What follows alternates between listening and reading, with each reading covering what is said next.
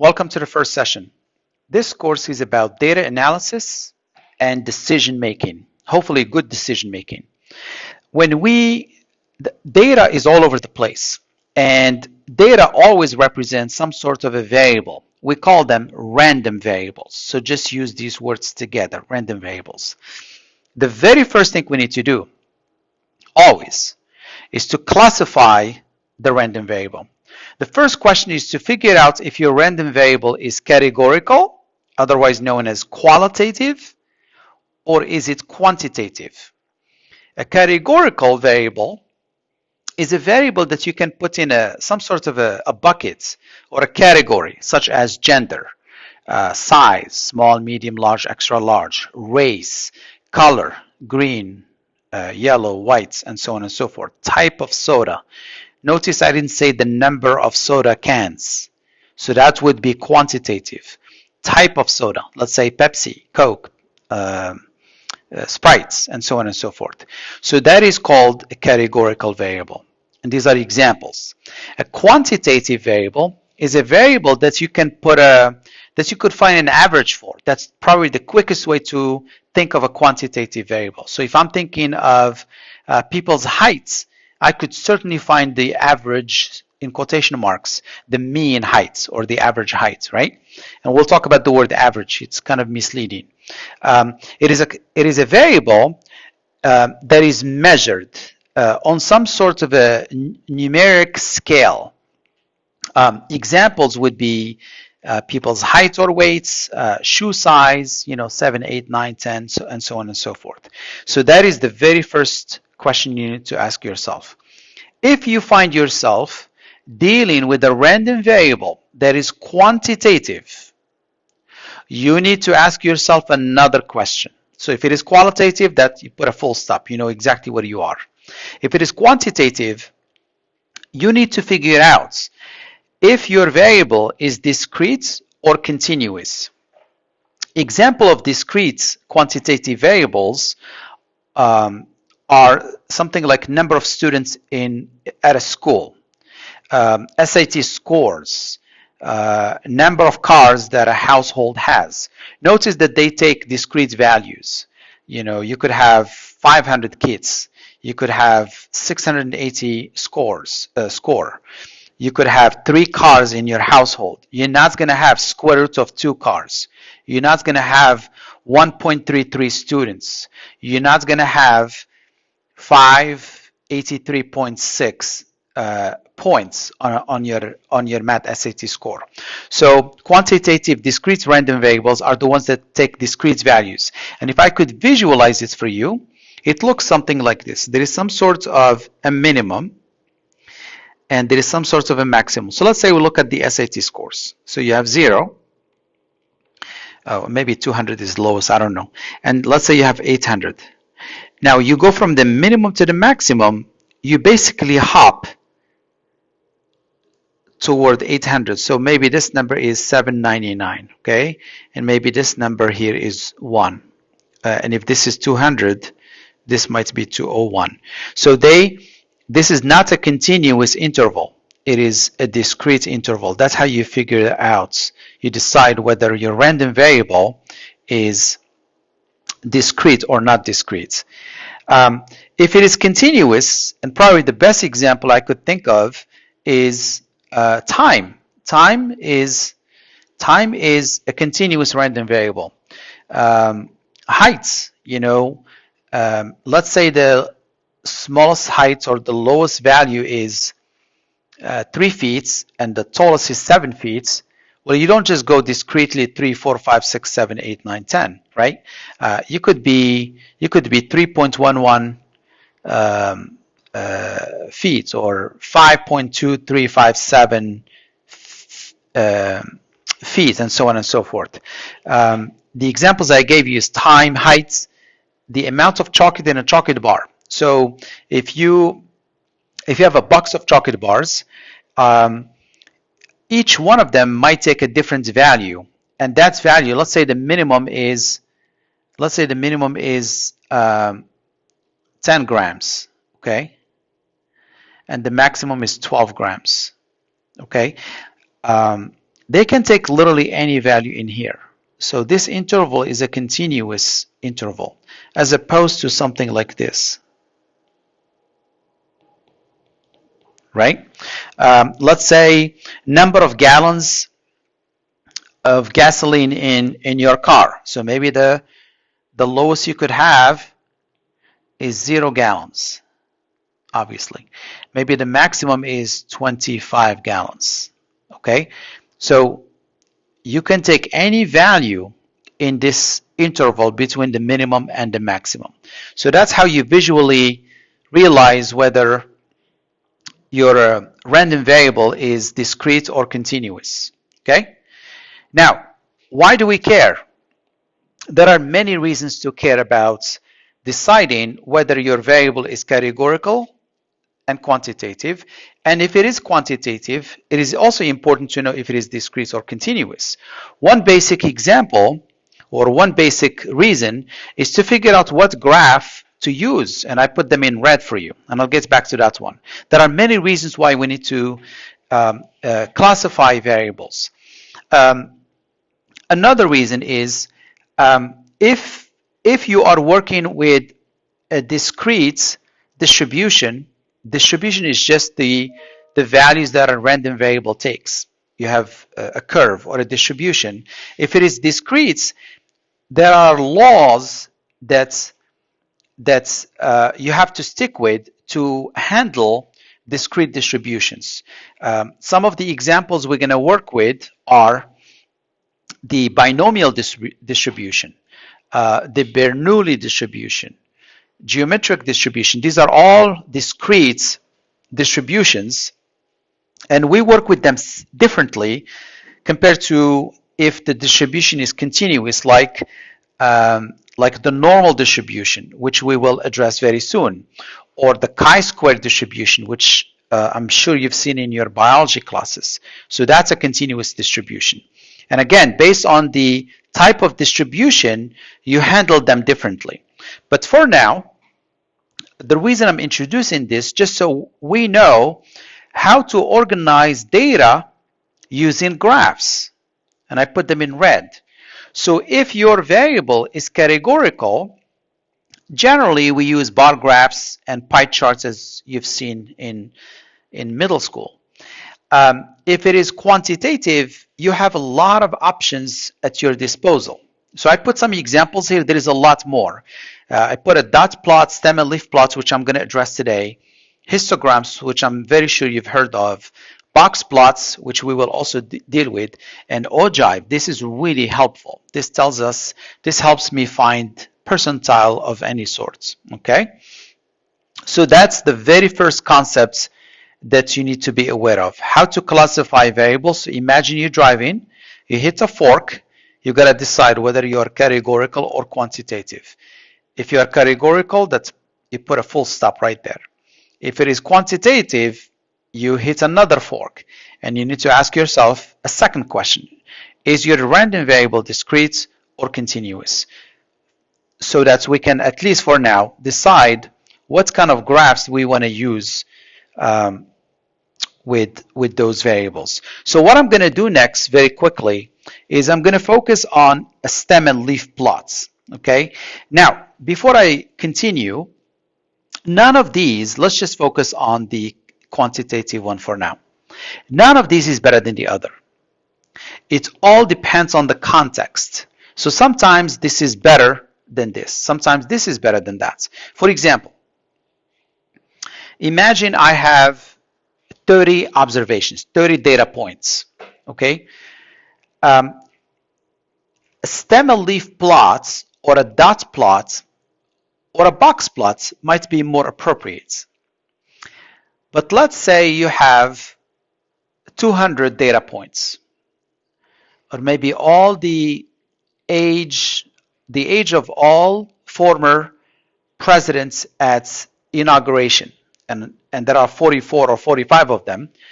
Probably these are not good ideas, because you could use stem and leaf plots or a box plot, but they'll be a little more time consuming.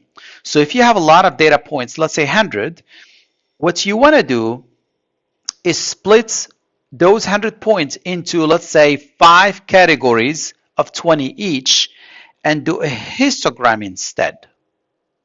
So whenever you have a lot of data, which is quantitative, you want to think of a histogram. If it is small, somewhere between, I don't know, 15 and 30 maybe, 35 max, then a stem and leaf plot or a box plot or a dot plot might be very helpful. I'll continue on this train of thoughts. Let's say you have, let's say you want to compare. Let's say you are interested in people's height in the US, which is quantitative, okay? But you know inherently that men tend to be taller than women, and you want to stratify your quantitative variable called people's height in the US by gender. And therefore, what you want to do is to compare. In that case, you may want to use a stem and leaf plot, because with a stem and leaf plot, you can actually compare two stratas or two, like, let's say, male and female. A box plot is awesome for comparison as well. So it all depends on what you want to do. So this is the very first concept. So what I want to do next quickly is to introduce this plot. It's called stem and leaf plots. And I put in here an example for you. So, somebody interviewed 20 female students at some school and asked them how many pairs of shoes did I have. Okay, so the first person said, I have 50. I mean, I found these very crazy, too much. I have like 3. So the second person said, I have 26, 31, and so on and so forth. There are 20 data points. So 20 is not too large. A stem and leaf plot or a box plot might be appropriate. Notice that I don't care at this point. I don't care where how the random sample was chosen. Okay, right now it's just these are my 20. How did I come about? How were those students chosen? How were they chosen? That is a very important question, but we don't care at this point. Right now, we just want to analyze data that is given to us. In the next part of the course, we're going to pay attention to how the data was collected. How are these female students were selected out of the entire school? Do they necessarily represent the population of interest? Are they all, I mean, imagine you just go to your neighbors and you are a freshman at a school and you go to your dorm and you, well, most likely, we don't know. That 20 female may not necessarily represent the entire school population. So for now, we don't care, okay? So here are my 20. Stem and leaf plots is a very simple concept. What you do is you look at your data, and obviously you want to organize them from small to large. And I notice here that all of them have 2 digits. So the stem, think of a tree. So the stem is the second digits of your number. Let's say 1 here, 5 here, 2, 5. And you notice that they go from 1 to 5. So this is your stem. You don't have to look here. So just look at this box here, okay? So you put a line here, and you put your stem from 1, which is the lowest, to a 5. And then the leaf will be the very first digits. So the smallest number here I have is 13. Isn't that true? 13. So the stem is 1, and then you put 3 twice. So that's 13, 13, 15. Sorry, there are 3 13s. Here is 1, here is another one, and here is another one. And then you have 15, and then you have 19, okay? So you start with your stem, then you complete the stem with the leaf. So for example, this is called 22, right? 23, 50, 50, 51, 57, and so on and so forth. So you put your stem here, you put the leaf in order from small to high. So this is 13 all the way to 19, and so on and so forth. That is the very first thing you do. That's what I wrote here. So begin with your plots. Figure out what is your stem and what is your leaf. Now, the second point is to learn to tell the reader, so I'm not with you, so you did this, okay? So let's say you just gave me this box and I wasn't with you. I don't know this at all, okay? I might read this as 13. Somebody else might read it as 1.3 or 130 or 0.13. I have no idea. So I need to provide you with the key, okay, the key. So you pick any example. So they pick this example. 4/9 represent a female student who reported having 49 pairs of shoes. So that gives me the key on how to read these numbers. Now, this example didn't give you what I call the units. This is extremely important. Now, the units is understood here. When I say 4/9 and I say these are 49 pairs of shoes, I am telling you how to read this. A nice way to think about this is to provide the units. So when I do 4/9 and I say the units is 1 or 1.0, I'm just telling you, read 4/9 as 49. If I meant for you to say 4.9 and I do 4/9, my units would have to be 0.1. I'm telling you that's 4/9. With this unit, you should read it as 0.1 times this, and that gives me 4.9. Imagine I meant to say that this is this. My units would have to be 0.01, right? Makes sense? So it's important that you provide the units. In this case, the key tells you the units. If I'm telling you 4/9 represents 49 pairs of shoes, I am telling you that the unit is 1 or 1.0, okay? So, to summarize, do your stem and leaf plots, and the book basically just did the stem first, then did the leaf second, and so on and so forth. Just look here, okay? Notice they go from the smallest, which is 13, to the largest, which is 57, okay? The second thing is provide the key and explain the key as the book did here, okay? Explain what that means. Because I don't even know what this, even if you say that the unit was 1.09 and I read it as 49, I don't know if it is 49 tomatoes or pair of shoes or 49 degrees Fahrenheit. I have no idea. So you gotta write something, okay? And finally, you need to write the title. And the title should always begin with the name, the type of graph you chose. So I said stem and leaf plots of fill in the blank. If you did a box plot, you'll say a box plot of fill in the blank. In my case, it is of the number of pairs of 20 female students of shoes 20 female students have, okay? So these are the 4 things you need to do for a stem and leaf plots, okay? Why do we do a stem and leaf plots? Because this is visual. This is not visual. Which is better, to look at these numbers like this or to look at them like this? So next time I'm going to show you what goes into the analysis of this stem and leaf plots, okay? Let me conclude by saying this. Sometimes, let's say the stem of 1 has too many numbers, too many, like 13, 13, 13, 15, 19, 18, 18, 18, 18, 19, 19, 19. You may want to then split it, so at 5 you jump to the next line. So you may end up doing this. So imagine I have this 13, 13, 13, 14, 15, 16, 16, 16, 16, 17. Let's say that, okay?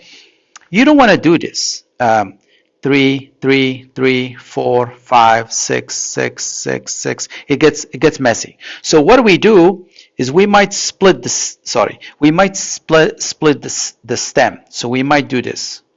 1, and you do 13, 13, 13, 14, and then you jump to 1 again, 5, 6, 6, 6, how many sixes? 4 sixes, and then 7, okay? So 0 to 4 goes here, and 5 to 9 goes here. So we may end up splitting the stem if it is long. I mean, you don't want to have something like this, too long, okay? The other thing I want to mention is when you write your, when you put your digits, you really need to respect the spacing. So for example, let's say you have 13, 13, 13, and you have 24, 25, 26. If you see how I put these numbers one underneath the other, if I don't, it defeats the purpose. So imagine I do this. Imagine I do this. And then I write this.